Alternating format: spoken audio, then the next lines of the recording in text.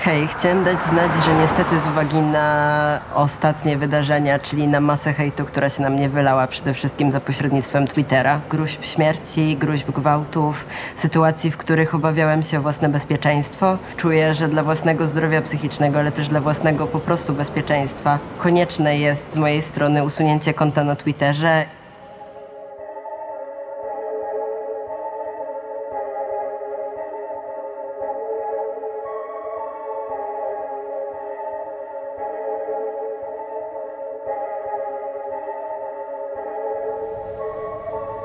Ja całą moją tranzycję byłem sam. Byłem ja i był Twitter i inne media społecznościowe, no ale głównie to był Twitter i to byli moi znajomi z Twittera, których poznałem też w internecie. Ja nie miałem realnego kontaktu z ludźmi, którzy mogli mnie wspierać. Jak się zaczyna tą tranzycję, to wszystko jest ekscytujące, tak? Bo są te zmiany, zaczyna, nie wiem, głos mi drżeć, zaczyna się ta mutacja i ta bańka z Twittera pozwalała na takie wspólne cieszenie się z tych zmian. Czyli trochę mi głos opadł, więc ja chciałbym się pochwalić przed kimś.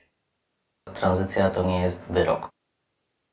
To był trochę też czas właśnie tej pandemii. Musiałem zacząć właśnie pracę, żeby zarobić na topkę. Spędzałem w tamtym momencie po 12 godzin w handlu. Na Twitterze rzeczywiście ci znajomi cały czas byli. W tym momencie nie mam klientów w sklepie, no to mogę sobie coś tam zapostować, do kogoś sobie napisać. Do pewnego momentu u mnie to działało. Moje idealne ciało jest kurwa na wyciągnięcie ręki. Jak będą kurwa zacząć chodzić na pływanie, będę mógł kurwa chodzić na siłownię. Będę mógł kurwa uprawiać seks i się nie wstydzić swojego ciała. Po 5 latach będę wyglądać tak, jak zawsze chciałem wyglądać. Ja to zapostowałem dlatego, żeby udowodnić trochę ludziom, że ja tych pieniędzy ze zrzutki, którą aktywnie postowałem na Twitterze, nie wywaliłem na pierdoły. To było też pochwalenie się, że wow, jestem strasznie zadowolony z tego, jak wyglądam w tym momencie. Ja wam też wszystkim pokażę, że super się teraz czuję. Ale im dalej, im ta sieć odbiorców zaczyna się powiększać, zaczyna się już rozlewać szambo. To już się zaczynają groźby, to już się zaczyna życzenie śmierci. I nagle się okazało, że pod tym Twitterem jest na przykład 60 komentarzy, które mi mówią, że ja mam się zabić, że nigdy nie będę prawdziwym mężczyzną, albo że okaleczyłem swoje ciało i już na zawsze nikt mnie nie będzie chciał, a w ogóle to jestem ulaną świnią, więc jakby powinieneś nie żyć, powinieneś się zabić. Powinieneś w ogóle po prostu pójść na ulicę i najlepiej niech cię auto trzaśnie, bo nie zasługujesz na życie. O. Dla mnie ta bańka bezpieczeństwa została jakoś tam przerwana. To był moment, kiedy ja się pochwaliłem na Twitterze, że USC podbiło mi zmianę imion. Ze wszystkich stron się na mnie wylało. Ja tego tutaj bardzo szybko usunąłem, bo stwierdziłem, że to się już leci za daleko. Już zacząłem wtedy tak w sumie się zastanawiać, ludzie mogą mnie realnie znaleźć, że ja już bałem się rzeczywiście o nawet swoje bezpieczeństwo w życiu. Tweeta widziało prawie 1 000 000 osób. Krótko po tym przestałem też w ogóle być aktywny.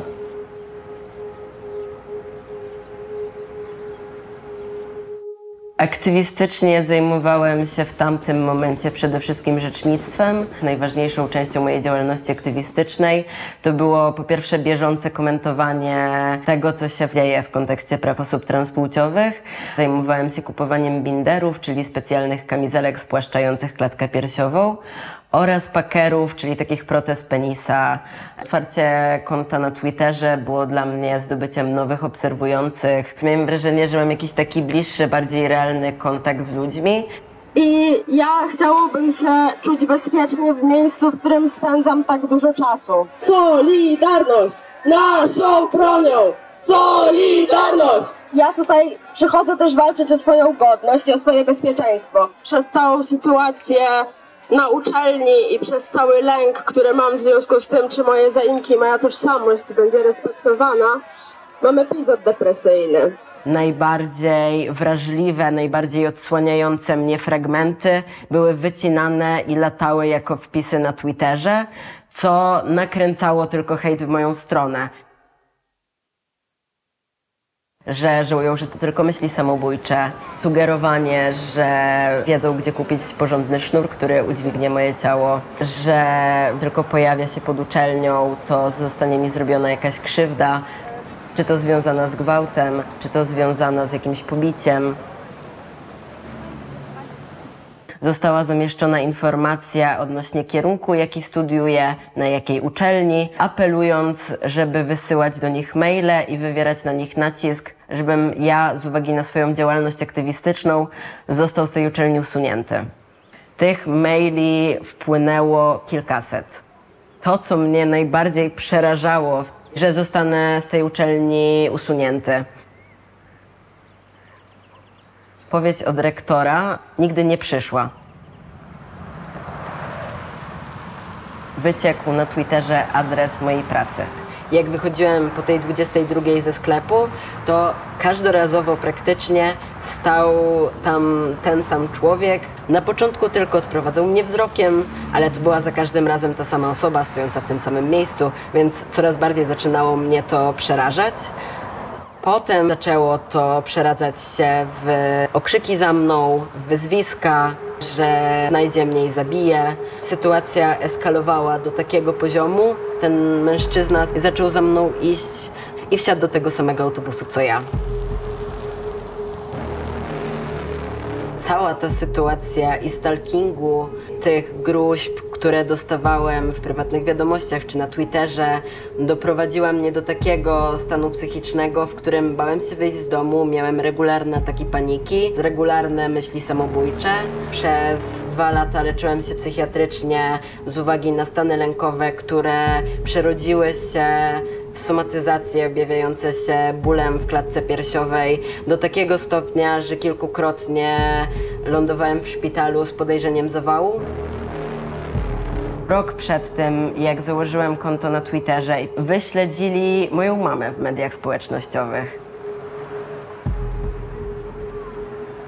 To był w ogóle moment, w którym ja jeszcze takiego oficjalnego coming outu do rodziców nie zrobiłem i w ogóle nie czułem się na to gotowy.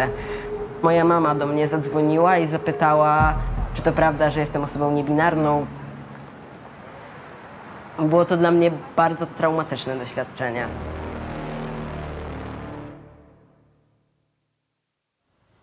Pierwszego takiego prawdziwego tweeta napisałam w 2019 roku. To było na kanwie kampanii nienawiści, jaką robiło Prawo i Sprawiedliwość. Wykorzystywały osoby LGBT+ do tego, żeby dać ludziom jakiś straszak, dać ludziom jakiegoś kozła ofiarnego. Było dużo mowy o ideologii LGBT, o chronieniu rodzin przed jakąś dewiacją.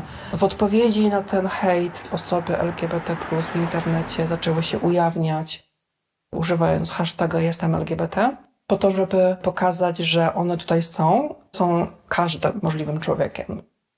Ja dołączyłam do tych osób, powiedziałam, że jestem osobą trans i że przyjmę gruz. Stwierdziłam, że zrobię to z humorem.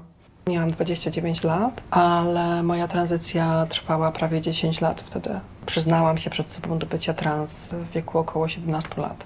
Czyli miałam 12 lat na to, żeby przetrawić w głowie wszystko związane z transpłciowością. Mój tweet się trochę poniósł. Z czasem ta moja platforma społecznościowo-medialna się przerodziła po prostu w jakąś taką pełnowymiarową działalność. Pytania, które były nastawione po to, żeby mnie sprowokować, ja wykorzystywałam okazję do powiedzenia czegoś wartościowego.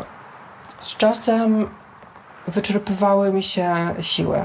Zaczęłam reagować ostro, zaczęłam wyzywać ludzi, którzy mnie wyzywają, zaczęłam po prostu mówić im, żeby spierdalali, czy właśnie odcinać się im w jakiś taki żartobliwy sposób. Śmieję się, że kiedyś niosłam krużgalnek oświaty, a teraz niosę kaganiec oświaty. Twitter to jest takie bagno, w które ja wchodzę na własną odpowiedzialność. To może na kimś robić wrażenie siły, ale wydaje mi się, że też jest to jakiś rodzaj takiego schowania własnej godności do szafy. Umawiam się jakby sama ze sobą na to, że skoro jestem aktywistką, skoro jestem osobą publiczną, to muszę się liczyć z tym, że moja godność ma bardzo małą wartość. Co ciekawe, z tą transfobią można zetknąć się nawet jako osoba, która nie jest trans. Wrzuciłam takie zdjęcie, w którym opowiedziałam, że zrobiłam sobie operację, która bardzo zmieniła mi sylwetkę i że jestem generalnie zadowolona z efektów. I oni od razu stwierdzili, że ach, więc jesteś trans. Z daleka wyglądasz na mężczyznę i z bliska też. Iście męski fenotyp, czyli układ kości policzkowych, kształt ciała, miednica. Widać to po moich dłoniach, po mojej sylwetce, widać to po mojej twarzy. takie to dyskusje się tam toczyły. One były jednocześnie śmieszne i nie. Do mnie pisało trochę osób trans, które miały dużo ubawu z oglądania tego, ponieważ dawało to taki też reality check. Po prostu można podrzucić parę takich słów kluczy, żeby ludzie autentycznie zmienili percepcję tego w ogóle, co widzą, to jak postrzegają kogoś. When Elon Musk sort of became the owner of X, he came in with a specific agenda which he said was about allowing more speech on the platform. And as a result of that, he kind of began loosening some of the rules. Wydawałoby się ekstremalne rzeczy jak życzenia śmierci, zachęcanie do samobójstwa, czy nawet stwierdzanie, że niechybnie kiedyś popełnimy samobójstwo, bo jakby to jest przeznaczenie osób transpłciowych.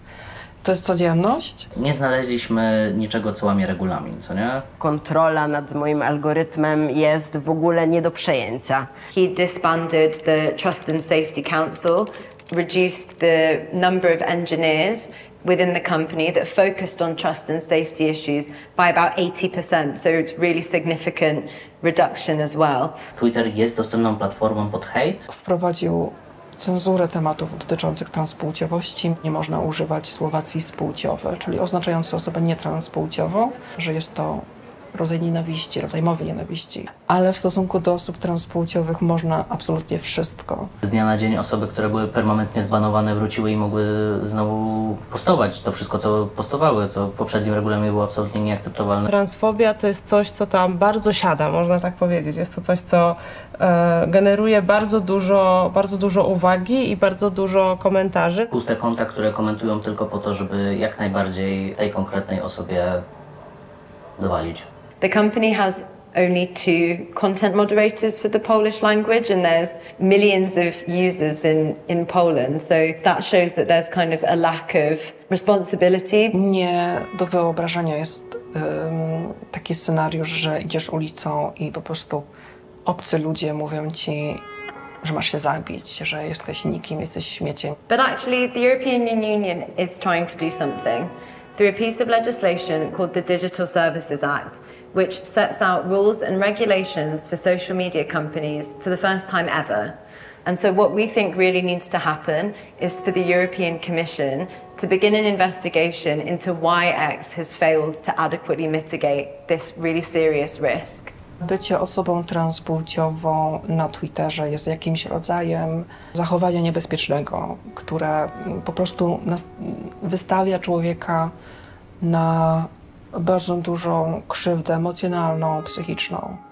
Moment, w którym ja usunąłem Twittera, to był moment, w którym miałem wrażenie, że nagle oddycham pełną piersią. Dużo więcej dobrego jestem w stanie zrobić, jeśli tą energię włożę w troskę o te osoby, które są najbliżej mnie i wokół mnie. Każdy człowiek naturalnie ma potrzebę życia. Chcę dalej żyć, chcę kontynuować to, co robię, chcę być.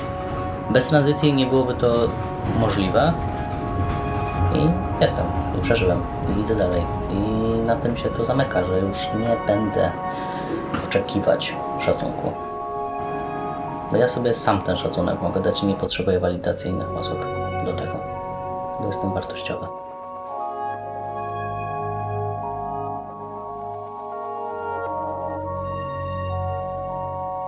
Cieszę się z tego, że to życie jest takie normalne.